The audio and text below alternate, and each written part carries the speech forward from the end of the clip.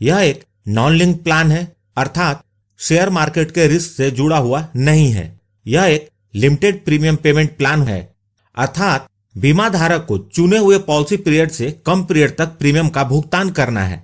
यह एक with profit plan है, अर्थात LIC अपने फाइनेंशियल परफॉर्मेंस के अनुसार प्रॉफिट को वेस्टेड सिंपल रिविजनरी बोनस और फाइनल एडिशनल बोनस के रूप में बीमा धारक के साथ शेयर करेगी। यह प्लान बच्चों की मैरिज, एजुकेशन और लाइफ के लॉन्ग टर्म फाइनेंशियल गोल को अचीव करने के लिए एक आइडियल प्लान है। अब बात करते हैं इस पॉलिसी को लेने के लिए आवश्यक मापदंड के बारे में। इस पॉलिसी को लेने के लिए जो मिनिमम एज एट एंट्री है वह 8 इयर्स है, अर्थात यह पॉलिसी सिर्फ उन बच्चों को दी जा सकती है जिनकी 8 वर्ष पूरे हो चुके हैं या उनकी उम्र 8 वर्ष से अधिक है। यह पॉलिसी अलग अलग पॉलिसी पीरियड के रूप में 3 ऑप्शंस में उपलब्ध है। पहला ऑप्शन है उसका पॉलिसी पीरियड 16 इयर्स का है, दूसरे ऑप्शन का पॉलिसी पीरियड 21 वर्ष है और तीसरे ऑप्शन का पॉलिसी पीरियड 25 वर्ष है। Maximum age eight entry, policy लेने के लिए जो मैक्सिमम एज एट एंट्री है तीनों ऑप्शंस के लिए अलग अलग है। 16 वर्ष के पॉलिसी टर्म के लिए 59 वर्ष है, 21 वर्ष के पॉलिसी टर्म के लिए 54 वर्ष है और 25 वर्ष के पॉलिसी टर्म के लिए 50 वर्ष है। पॉलिसी लेने के लिए जो मिनिमम सम इंश्योर्ड है वह 2 लाख है और यह तीनों ऑप्शन के लिए सेम है। मैक्सिमम सम इंश्योर्ड की किसी भी ऑप्शन में कोई लिमिट नहीं है, लेकिन यह आपके इनकम के ऊपर निर्भर करेगा। 2 लाख से ऊपर का सम इंश्योर्ड आप 10,000 के मल्टीप्लिकेशन अर्थात 10,000 के गुणक में ले सकते हैं। अब बात करते हैं प्रीमियम पेमेंट टर्म के बारे में। 16 वर्ष के पॉलिसी पीरियड के लिए 10 वर्ष तक प्रीमियम पे करना होगा, 21 वर्ष के पॉलिसी टर्म के लिए 15 वर्ष तक प्रीमियम पे करना होगा और 25 वर्ष के पॉलिसी टर्म के लिए 16 वर्ष तक प्रीमियम भरना होगा। इस पॉलिसी में प्रीमियम पेमेंट के 4 ऑप्शंस हैं, मंथली, क्वार्टरली, हाफ ईयरली और ईयरली, जिसका चुनाव आप अपने प्रीमियम भरने की सुविधा के अनुसार कर सकते हैं। लोन फैसिलिटी, इस पॉलिसी के अंतर्गत लोन की सुविधा उपलब्ध है जो कि पॉलिसी के अंतर्गत 2 वर्ष के प्रीमियम का भुगतान करने के बाद मिलती है। लोन का अमाउंट इस बात पर निर्भर करता है कि पॉलिसी कितने साल चली है और उसका सरेंडर वैल्यू क्या है। इन फोर्स पॉलिसी के लिए लोन सरेंडर वैल्यू का 90% मिलता है और पेड अप वैल्यू पॉलिसी के लिए लोन सरेंडर वैल्यू का 80% मिलता है।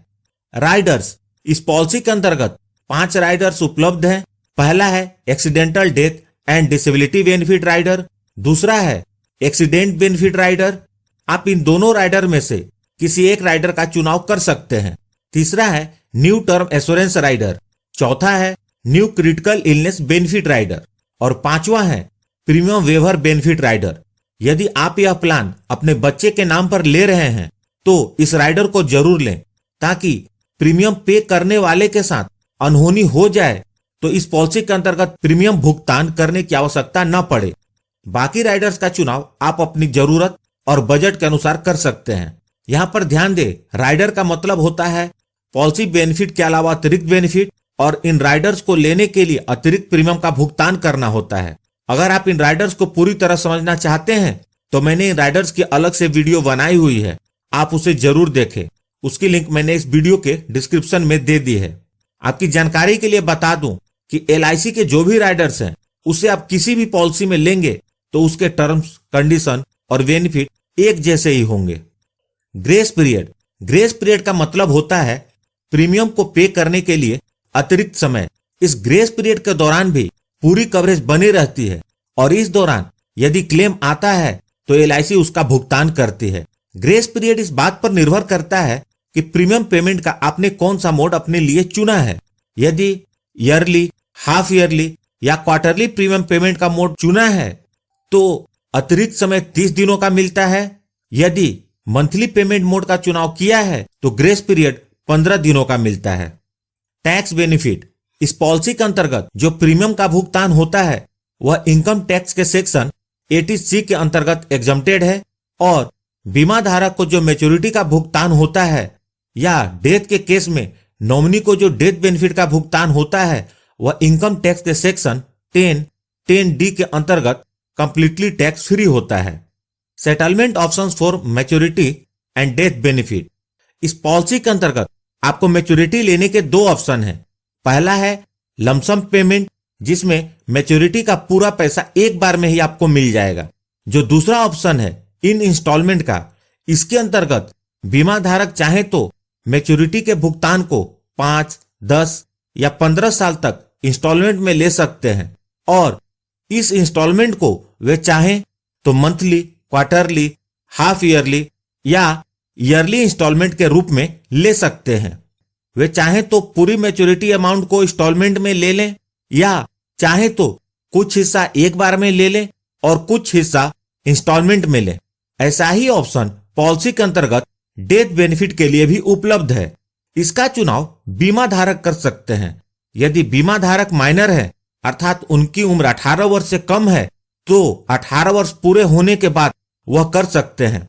यहां एक बात का ध्यान रखें, इस ऑप्शन का चुनाव बीमा धारक जब तक जीवित हैं कर सकते हैं और वह जब चाहें इसमें बदलाव भी कर सकते हैं, लेकिन बीमा धारक के बाद नॉमिनी को इस ऑप्शन में किसी प्रकार का कोई बदलाव करने का ऑप्शन नहीं होगा।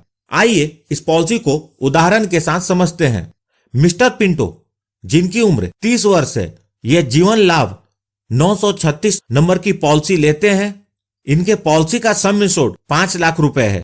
उन्होंने 25 वर्ष के पॉलिसी पीरियड का चुनाव किया है, तो इनका प्रीमियम पेमेंट टर्म 16 वर्ष का होगा।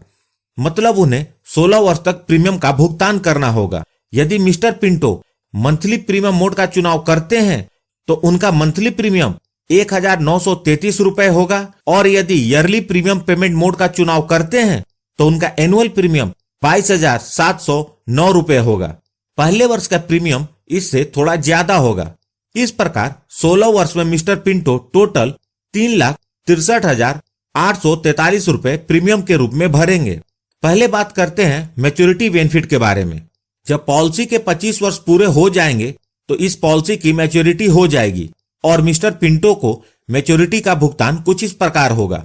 सबसे पहले पॉलिसी का सम एश्योर्ड 5 लाख रुपए, उसके बाद वेस्टेड सिंपल रिविजनरी बोनस 6,25,000 रुपए, उसके बाद फाइनल एडिशनल बोनस 2,25,000 रुपए, टोटल 13,50,000 रुपए मिस्टर पिंटो को मिलेंगे। आप यहां देख सकते हैं मिस्टर पिंटो ने टोटल 3,63,843 रुपए प्रीमियम के रूप में भरे और उन्हें मैच्योरिटी के रूप में टोटल 13,50,000 रुपए मिले। दोस्तों, यहां जो मैच्योरिटी का अमाउंट बताया है वह LIC द्वारा वर्तमान पॉलिसी के अंतर्गत डिक्लेयर्ड वर्तमान बोनस रेट के आधार पर है। अतः आपकी पॉलिसी के अंतर्गत LIC जो बोनस का रेट डिक्लेयर करेगी उसी के अनुसार आपको मैच्योरिटी का भुगतान होगा या नॉमिनी को डेथ बेनिफिट का भुगतान होगा। लेकिन इसमें ज्यादा का अंतर नहीं होगा। यहां जो मैच्योरिटी बताया है उसी के आसपास होगी। यहां पर मिस्टर पिंटो एक साथ मैच्योरिटी लेने के बजाय यदि 10 वर्ष के इंस्टॉलमेंट मैच्योरिटी बेनिफिट ऑप्शन का चुनाव करते तो उन्हें हर साल 1,73,043 रुपए अगले 10 साल तक मिलते। इस प्रकार आप चाहें तो इस पॉलिसी के माध्यम से 10 वर्ष की पेंशन की भी प्लानिंग कर सकते हैं। अब बात करते हैं डेथ बेनिफिट के बारे में। पॉलिसी लेने के बाद यदि मिस्टर पिंटो के साथ कुछ अनहोनी होती है और वो अपने परिवार के बीच नहीं रहते तो नॉमिनी को डेथ बेनिफिट का भुगतान होगा। पॉलिसी लेने के दिन से लेकर पॉलिसी पीरियड के बीच कभी भी मिस्टर पिंटो को कुछ होता है तो जो पॉलिसी का सम एश्योर्ड 5 लाख रुपए है वो तो मिलेगा ही, साथ में वेस्टेड सिंपल रिविजनरी बोनस भी मिलेगा। इस बोनस का अमाउंट इस बात पर निर्भर करेगा कि पॉलिसी कितने समय तक चली है। पॉलिसी जितने ज्यादा समय तक चलेगी बोनस का अमाउंट उतना ही ज्यादा होगा। यदि मिस्टर पिंटो के साथ अनहोनी पॉलिसी लेने के 15 वर्ष बाद होती है तो नॉमिनी को फाइनल एडिशनल बोनस भी मिलेगा। अब बात करते हैं इस पॉलिसी के सरेंडर ऑप्शन के बारे में। 2 वर्ष या इससे अधिक समय तक के पूरे प्रीमियम का भुगतान करने के बाद बीमा धारक इस पॉलिसी को सरेंडर कर सकते हैं। लेकिन एक बात का ध्यान रखें, आप जब भी पॉलिसी सरेंडर करेंगे आपको फाइनेंशियली काफी नुकसान होगा। Revival of policy. रिवाइवल का मतलब होता है बंद पॉलिसी को फिर से चालू करना।